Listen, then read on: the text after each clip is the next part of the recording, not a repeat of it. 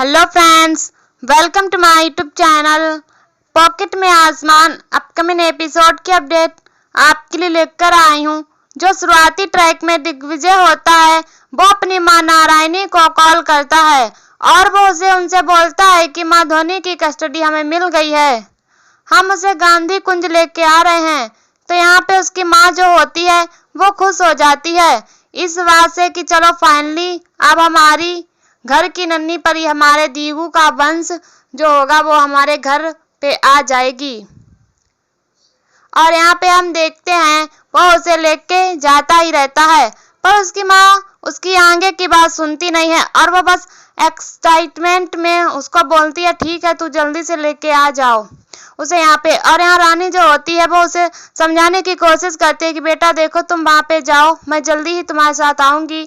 और वो उसे बोलती है कि नहीं माता रानी, मुझे आपके साथ ही चलना है, आप मेरे साथ चलो। तो बोलती है कि मैं आऊंगी बेटा वहाँ पे। तो वो बोलती है ठीक है।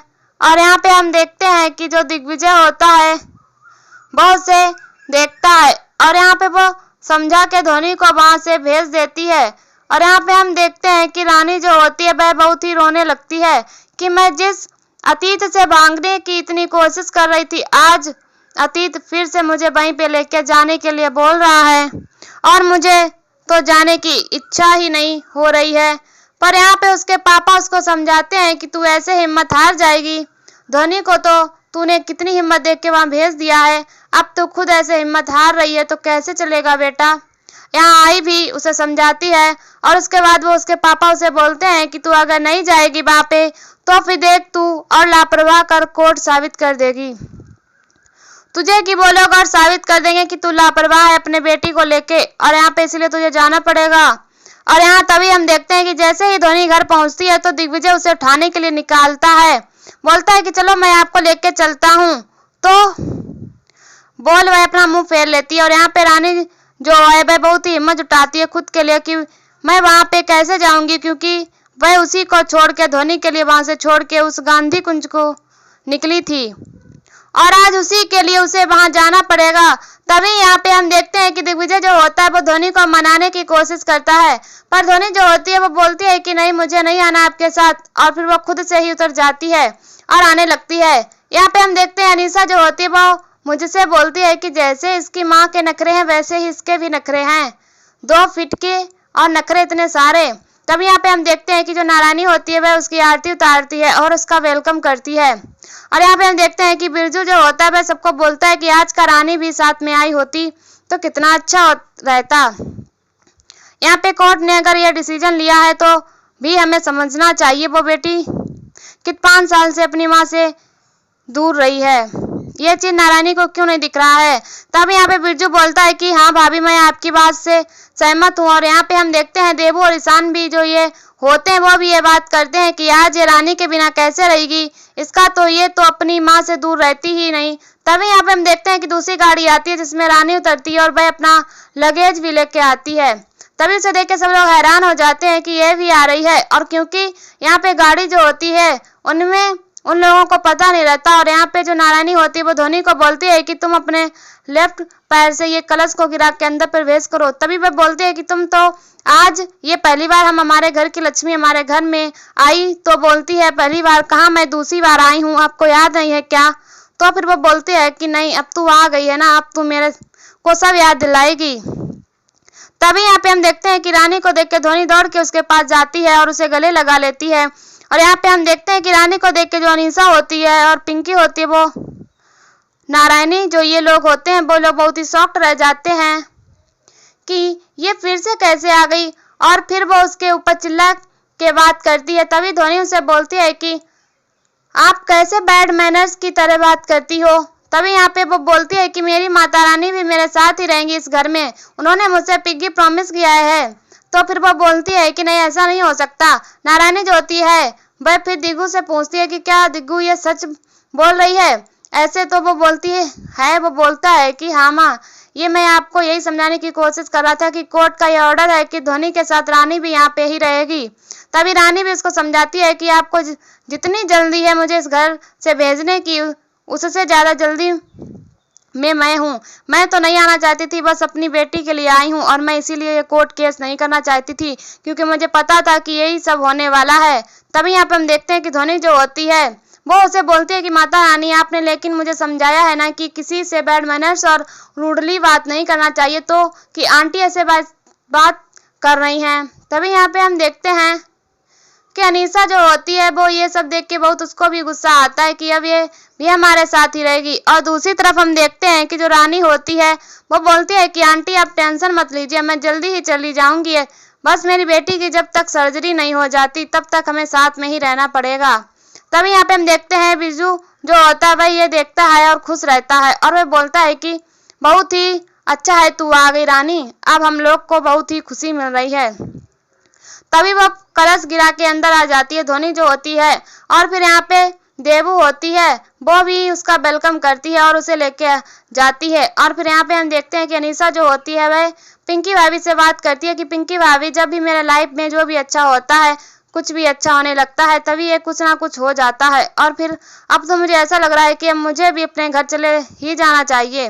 फिर जो नारायणी होती है वो ये सब बातें सुनती रहती है और उसके बाद वो उसको बोलती है कि तू क्यों बाहर जाएगी, तू यहीं पे रहेगी साथ में हमारे। और फिर ये सुन के नारायणी जो होती है वो उसको बोलती है कि इसका फैसला आज ही हो जाएगा। और यहाँ पे हम देखते हैं कि जो रानी होती है वो सभी से मिलाती है, ध्वनि को उसकी बड़ी माँ से मिलाती है, देवू चाची से मिलाती है और फिर माधुरी चाची से भी मिलाती है। और फिर वो लोग बताती है कि मैं तुम्हारी बड़ी माँ लगूंगी। और यहाँ पे जो बड़ी चाची बड़ी माँ होती हैं वो बोलती है कि मैं तुम्हारी बड़ी दादी लगूंगी। और फिर देवू भी जो होता है वो भी बोलती है कि मैं तुम्हारी वैसे तो बड़ी माँ लगूंगी, लेकिन मैं तुम्हारी मासी लगूंगी, मासी तुम बोल लाना मुझे। और यहाँ पे हम देखते हैं कि फिर वो लोग एक ध्वनि से इंट्रोड्यूस करते हैं, वो बोलते हैं कि माता रानी ये लोग कौन है, आपसे कितना प्यार करते हैं, आपने तो कभी नहीं बताया था। फिर ध्वनि जो होती है वो ये ऐसे बोलती है तो सब लोग को बहुत अच्छा लगता है। और यहाँ पे हम देखते हैं बड़ी माँ होती हैं वो उसे बोलती हैं कि तू आ गई तो हमें बहुत ही अच्छा लग रहा है कि तू हमारे घर में हमारे साथ वापस से आ गई, और तू मुझे पता है कि तूने इसका नाम ध्वनि की ऐसे रखा है। जो देवू होती है वो बोलती है कि तुमने ये डीजे और अपना नाम मिला के इसका नाम ध्वनि रखा है।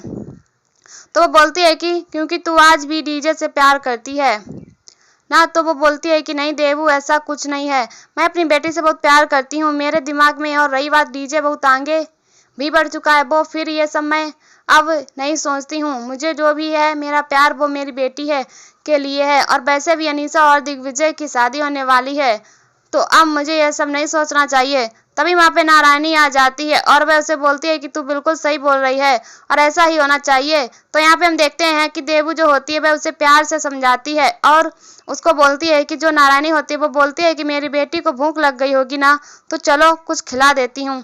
तो बोलती है नहीं, मुझे अपनी माता रानी के हाथ से ही कुछ खाना है।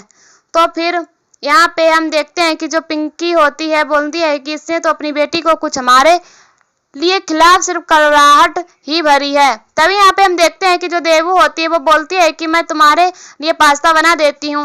और यहाँ पे उसकी बात सुन के फिर देवू को बोलती है, जो ध्वनि होती है वो बोलती है कि आपको अच्छा सा पास्ता बनाना आता है, तो मुझे तो बहुत पसंद है, आप मेरे लिए डेली बनाओगे। तो बोलती है कि हाँ। फिर देवू जो होती है उसको वो बोल देती है कि तू इसको कुछ खिला दे। तभी रानी के बोलने पे तब ध्वनि उसके साथ चली जाती है। और यहाँ पे हम देखते हैं कि फिर जो नारायणी होती है वो रानी को बोलती है कि तुम इस घर में मेहमान हो तो तुम मेहमान की तरह रहना, तुम्हें इस घर के काम में हेल्प करने की कोई जरूरत नहीं है।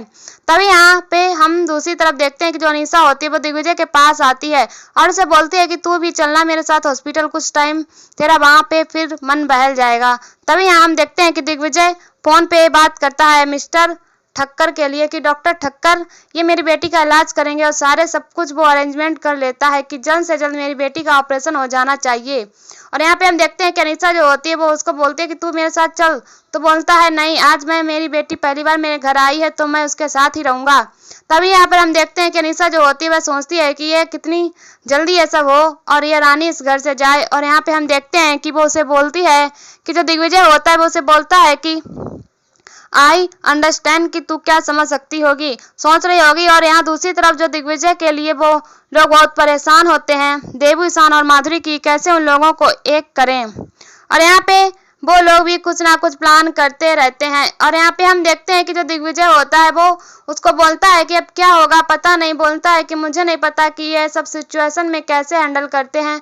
तभी वह अनीसा भी बोलती है कि तुमने बोला था ना कि तुम एक बार सोच लो फिर से, तो मैंने सोच लिया है, मैं शादी करूंगी तुमसे और मैं रेडी हूँ, क्योंकि तेरे लिए सबसे पहले तेरी बेटी है, बट मेरे लिए तेरी खुशियाँ सबसे पहले हैं।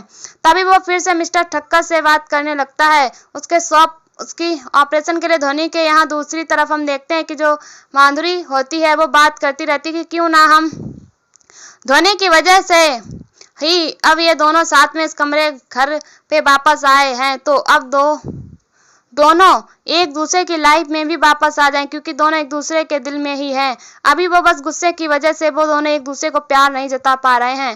और यहाँ पे हम देखते हैं कि वो लोग सोचते हैं कि अब धोनी ही कुछ कर सकती है। तभी यहाँ पे हम देखते हैं कि रानी जो होती है वो रेडी हो जाती है हॉस्पिटल जाने के लिए, क्योंकि उसका हॉस्पिटल का नाइट शिफ्ट होता है आज। तो वो जाने के लिए रेडी हो जाती है, तो वो उसे बोल के जाती है कि तुम यहाँ पे किसी को परेशान मत करना और अच्छे से सो जाना जल्दी से। तो बोलती है लेकिन आज मुझे कौन खिलाएगा कौन सुलाएगा, क्योंकि अब तो यहाँ पे आई भी नहीं है और नानी भी नहीं है। और तो बोलती है, तभी देवू आ जाती है और ईशान भी आ जाता है। तो देवू वो बोलता है कि मैं हूं ना तुम्हारे साथ, और देवू और ईशान जो होते हैं वो उससे मिलते हैं।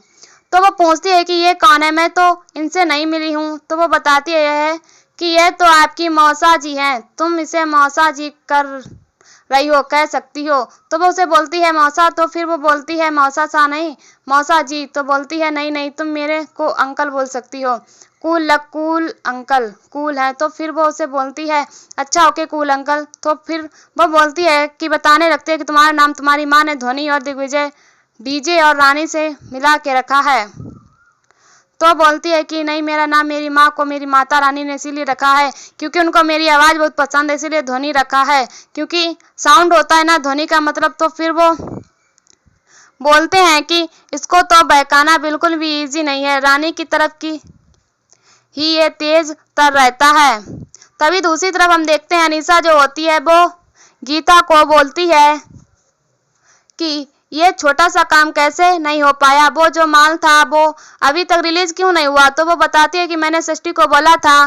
तो वो बोलती है कि ये एक काम के लिए कितने लोग को इन्वॉल्व करोगी तुम, तो यहाँ से जाओ। और फिर वो बोलती है कि एक काम करना है तुम्हें, डॉक्टर दोषी जो है वो नर्स दोषी, उनको तुम जितना हो सके उतना हैरान करो, जल्दी से जल्दी यहाँ से निकालो। और फिर यहाँ पे हम देखते हैं कि वह उसके कमरे में जाती है केविन से, तो वो देख लेती है और उसे शक हो जाता है कि ये कुछ तो गड़बड़ चल रहा है। तो तभी जो रानी होती है उसको ऐसा लगता है कि कितनी जल्दी हमें इसका पर्दाफाश करना ही पड़ेगा। तो आज के एपिसोड में बस इतना ही। ऐसी वीडियो देखने के लिए हमारे चैनल को सब्सक्राइब करें एंड वीडियो को लाइक करें और हमें कमेंट में बताओ वीडियो कैसी लगी। तब तक के लिए बाय बाय।